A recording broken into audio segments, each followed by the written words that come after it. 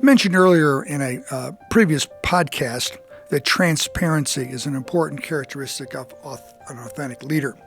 I've given it some thought over the last year or so, and I'd like to amend my comments about transparency. This is Pat Bosco, formerly Vice President, Student Affairs, Dean of Students at Kansas State University.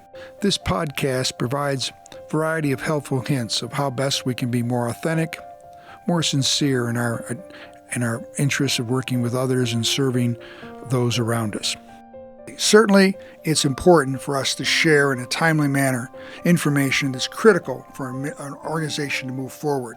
I think authentic leaders are transparent. But upon reflection, I think transparency is a two-way street. That there's a contract that one who shares information in a transparent way expects from those that are the listeners or those that receive information. For example, if a leader shares information that's confidential in a transparent way, those receiving that data or that information need to respect the fact that it's confidential.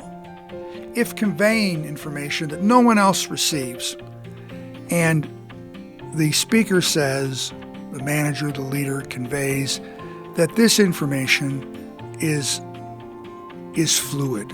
It could change. I'm giving you the best information I have at the moment. I don't think it's fair for someone to come back later on and say, well, you said such and such. Well, you didn't hear the fact that I treated you as an adult and I shared information that was fluid. And I said that it was fluid, that it could change, that there's a sense of responsibility in that. And that's what I mean by a two-way street. Also, I think it's fair for us to share information, what can be communicated. That a business of not sharing any information only creates clicks, negative connotation, creates voids that can be filled by all kinds of information. So I think it's important that as we commit ourselves to transparency, that we share what we can.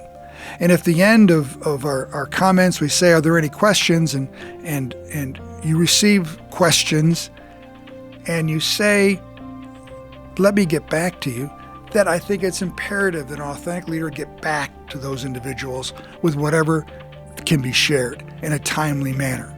That again, it's this two-way partnership as we work through being authentic and sincere. Also, that if we can't share information, we tell people.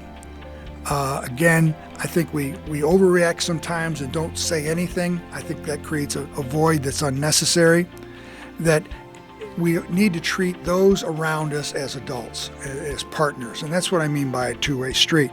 So confidential is important, respect it, listen carefully to the fact that information may be fluid and change, that we're conveying the best information that we have at this moment.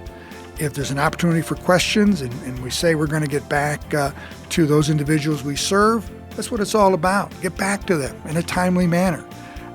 If there's information that can't be shared, let them know. There might be legal implications or personnel, or we just don't know at this time, but treat them as responsible members of an organization that wants to make a difference. And when we talk about change, there's a great deal of pain and anxiety. And some of it, fortunately, can be addressed in some ways if we follow rules of transparency and understand that it's a two-way street.